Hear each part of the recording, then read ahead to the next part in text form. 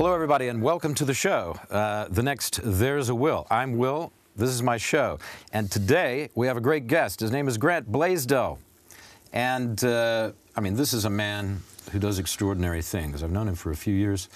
And over the last couple of years, he has built an amazing company doing the blockchain here in Warsaw with partners in London. It's called Coin and Firm. He's also not just a technical mind, he's also a hip-hop artist. I've been told to call him a hip-hop artist because that's what he is. Now, I don't know much about hip-hop, but I know what I like, and I like his hip-hop. And we'll get you some music from Grant later in the show. But right now, I want to go straight to blockchain. No, sure. I don't really, because I have no idea what it is. Well, you want me like a quick intro? Well, I'll read my definition. Okay, all right. I'll let you know how I feel about it. You let me know how you feel about it. I prepared very carefully for this. You know, blockchain is a digital database containing information such as financial transactions that can be simultaneously used and shared within a large public centralized network. Is that correct? I mean, yeah, technically, but I think that, that's kind of a definition. I got it from Wikipedia. It must be right. I don't think that's a definition that's going to necessarily help a viewer. No, I mean, no. Blockchain's big entrance was through the creation of Bitcoin, which provided the ability, the first ever for individuals, for anybody to send directly store of value from one end, or data, it doesn't have to be a store of value in this case, or data from one end of the world to the other, one individual to the other, without any intermediaries. So when we're talking about in the financial space, and the reason is because all those databases that hold it, the servers, they're all distributed, and it's all verified by the network itself. So it doesn't need central third parties like banks, etc., in between to confirm those transactions. It's all confirmed through a technological and mathematical process in the blockchain. So this is, I originally come out of digital media. That's where I started creating, companies, ideas first, as the first space. So when I looked at this tech, for me it was, what it revolutionized was elimination of the trusted third party. Mm-hmm. So, you have your show. Let's say you want to upload it. It's all about trust. It's all about confirming it's about trust. So you needed that with the Bitcoin. Yeah, well, banks, because for example, how would you know how to? Banks are there for trust. Right. Yeah. Right. That's mainly, you're giving them responsibility over your money as well as trust on confirming transactions, processing those transactions, etc. Okay. Bitcoin does it all by itself. The network does it. So like you've heard miners, right? Miners are rewarded for confirming transactions. Right. Right. So, but when it comes to the media aspect, which is a little bit more relative to what we're doing right now. So let's say you threw this on YouTube. Right. Right. So, this is your IP. Right? This is your intellectual property. You have rights to it, etc. You're given those and entrusting YouTube to protect those diligently. Second thing, YouTube is then taking your content and it's, monetizing it across the world. And at the end of the day, you're entrusting this entity that you don't know, you really don't have contact with. It's a multi-billion-dollar company in this case, all over the world. You're entrusting them to be totally truthful, trustful, and transparent with how they're protecting your content, how they're using your content, how they're monetizing it, and how they're rewarding you for it.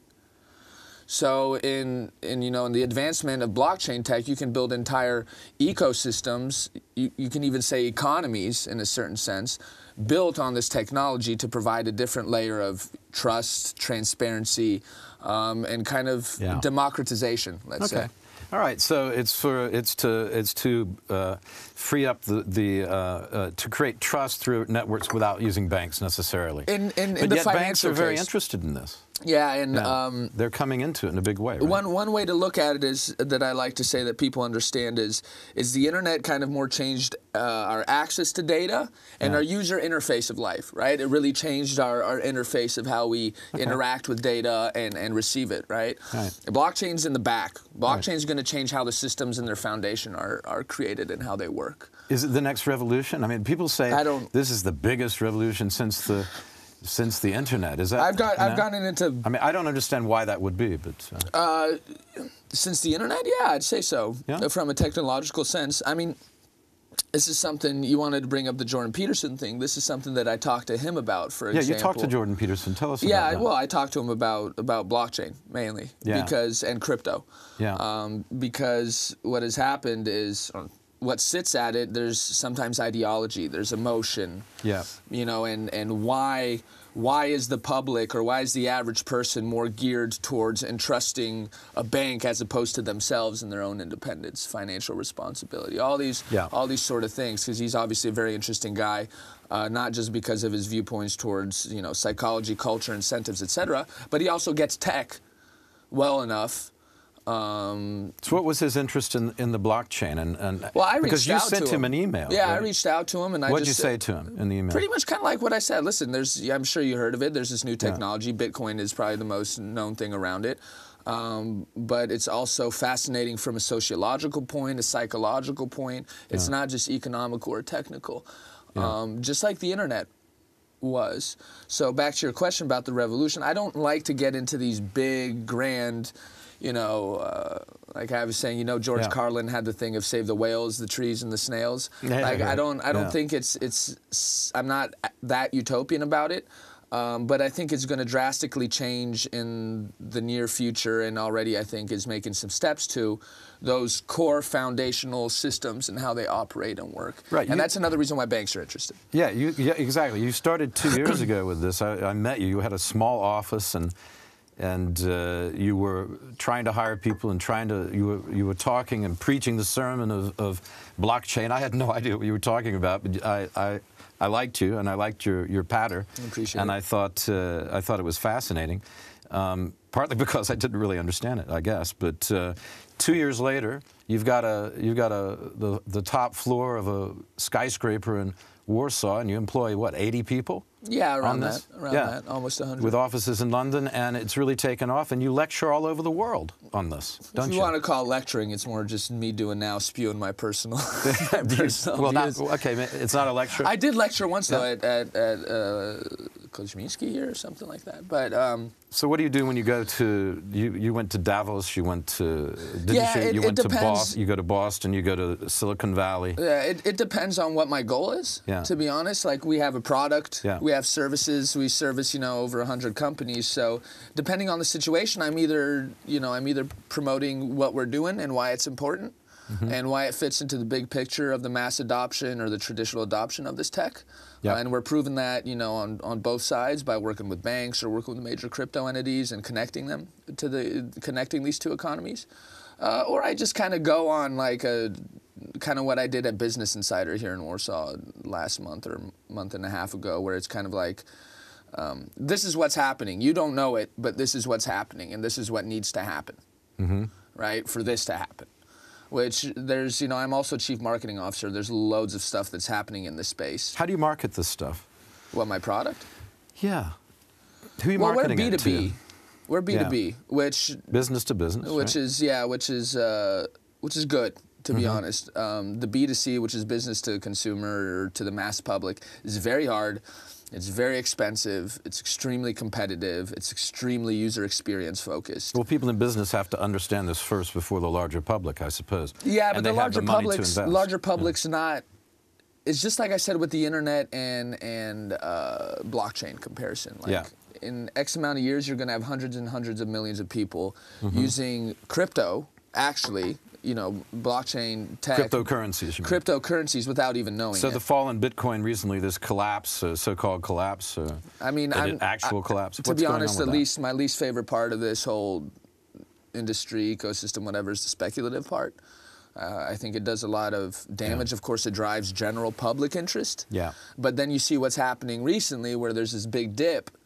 And, you know, people who just came into the space last year when it was riding high, they're like, oh, this is, right? They don't, it's the same thing sometimes with regulators. Like, regulators aren't there to understand tech. And when you take it back to the basics of this tech, its viability is long-term. And if you understand what's happening in the industry, you know, who we work with, who's doing what, where, on what scale, it's gone too far to revert. It's truth, it's here to stay. Cryptos are here to stay, just in what form, what kind. Yeah, I mean, this is a dip, but it'll come. It's going to be there. So yeah, it'll just work its way But what you're in. going to see is you're going to see loads of these coins and these tokens disappearing. They're going to disappear. Oh yeah, you're seeing these companies, et cetera. Their websites are shutting down. Everything. Huh.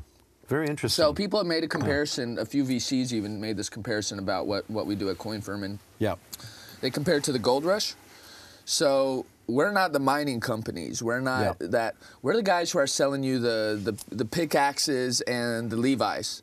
So no matter what's going on, we your have infrastructure. Well, we're providing a service that is needed no matter what's happening.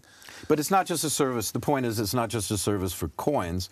It's a service that banks eventually are going to use and other businesses. Yeah, we have two products. Sorry, what were you going to say? Well, no, I was going to say if you the point being that it is to confirm trust. So how do you sell it to companies who already have trust within the company or with a partner?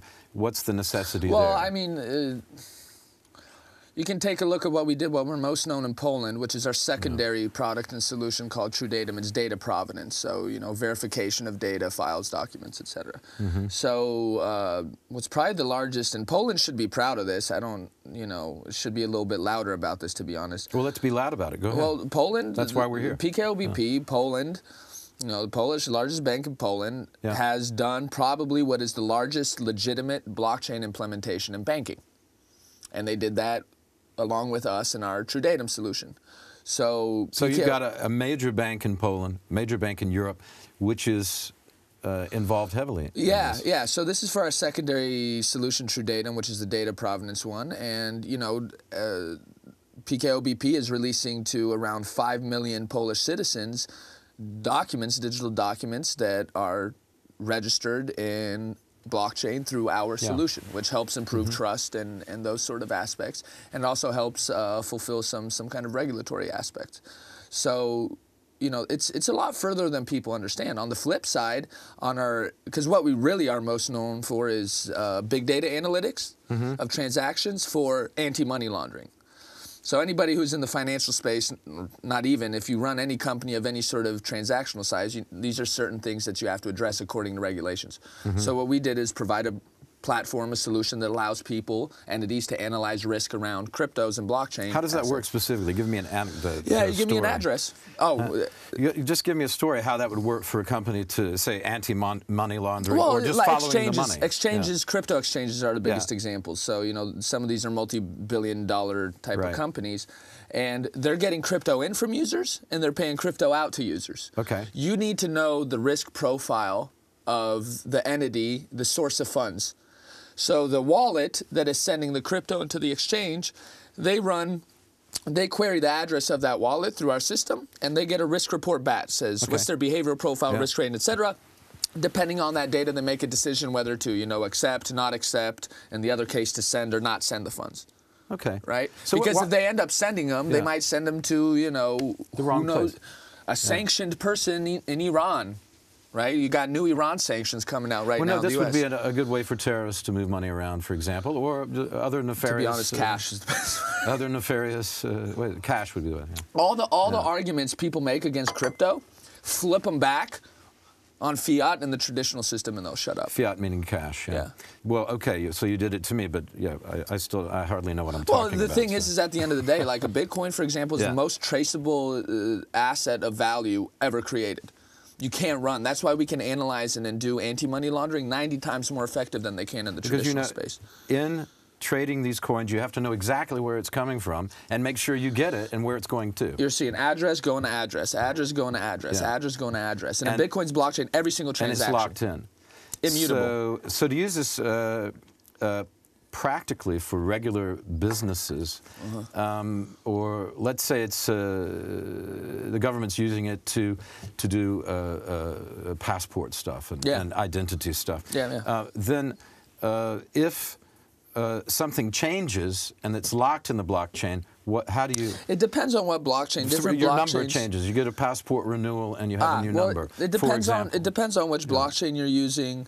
Bitcoin's blockchain, the reason I believe in it hardcore, it's kind of like the U.S. Constitution. It takes mass consensus and force to create any change within it, which means it sticks to the rules, the standards it has applied. Okay. We have a partner and a client called Rootstock, RSK, who's working on building better scalability, smart contracts, these type of things on Bitcoin's blockchain. But there's also these there's different blockchains, right? So for example, what we did with the largest bank in Japan, it's built on Hyperledger, which is kind of this private hybrid mixture where you can customize it according to what you need. So there is a solution to that question. Oh yeah. And listen, I've already talked to members of the Department of Defense in the United States. Right, you have. They've been testing blockchain around. What did you talk to them about? Space industry. So, for example, the government, NASA, for example, NASA has all this amazing projects in IP, and they don't know what the hell to do with it, for the most part. Right. Right.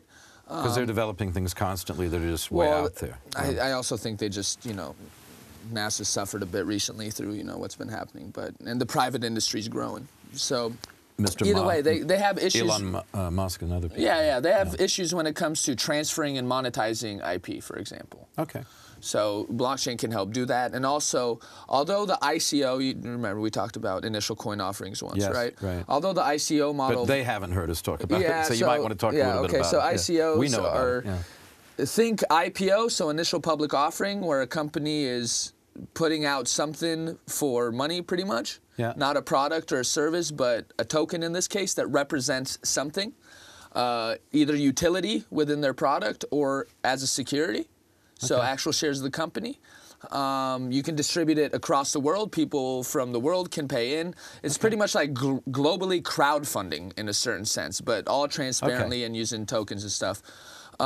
So even that has provided, for example, you know what NASA did in the 60s and stuff? Well, they went to the moon. Well, but they would go around. I heard about that. They would go around and they would go to house and they would canvass. Right, okay. Or they would send mail, say, hey, send us money, and American citizens would take $5, put it in the envelope, lick it, write a personal note, say, do your stuff, NASA, and give it out. That's right. Yeah. Right? So NASA, obviously, NASA has a bunch of really cool projects that need like $1 billion in funding, $2 billion in funding, right? Chicken feed. Yeah. On those types of numbers and scales in the U.S., yeah. So if NASA built some sort of platform for it to globally or nationally go, hey, this is what we got, people pay in, it's all, it's all visible, it's all transparent, it provides a new way of funding. So when it comes to this tech, I don't, I like to get into specifics and the use cases, things like that, because it's like if I asked you in '94, like, so what's the internet going to do? Who knew? Well, it's so broad, so many industries, so many verticals. Yeah, when the internet started, people were writing. One of the first people to write, actually, a blog was for Salon. It was one of the first internet magazines. I hate Salon, but it was one of the first. And Camilla Paglia, who I was talking to you before we came in and sat down, she was one of the first, if not the first, blogger. She created very personal material about her life and what she was doing on Salon. She's one of the first bloggers. Well.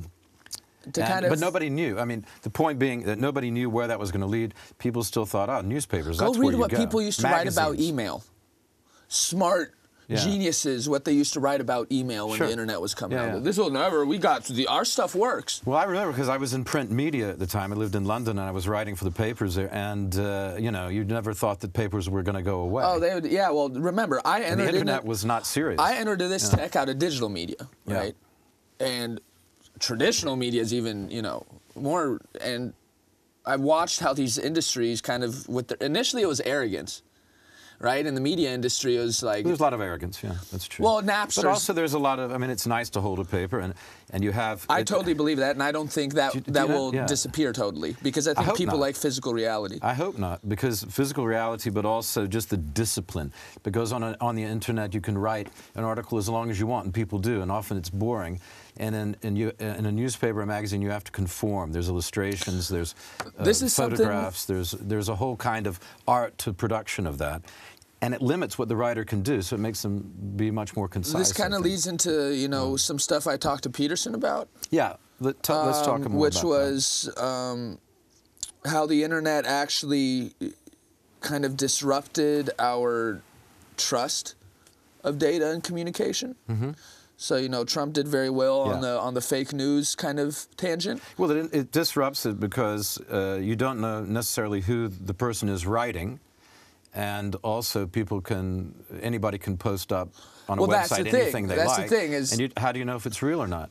The whole editorial process and training people as journalists and then you get into, okay, how do you build reputation systems? That creates a reputation because people know you, you've been printed in the public forum. But it creates a reputation, but now who has the lowest reputation in media?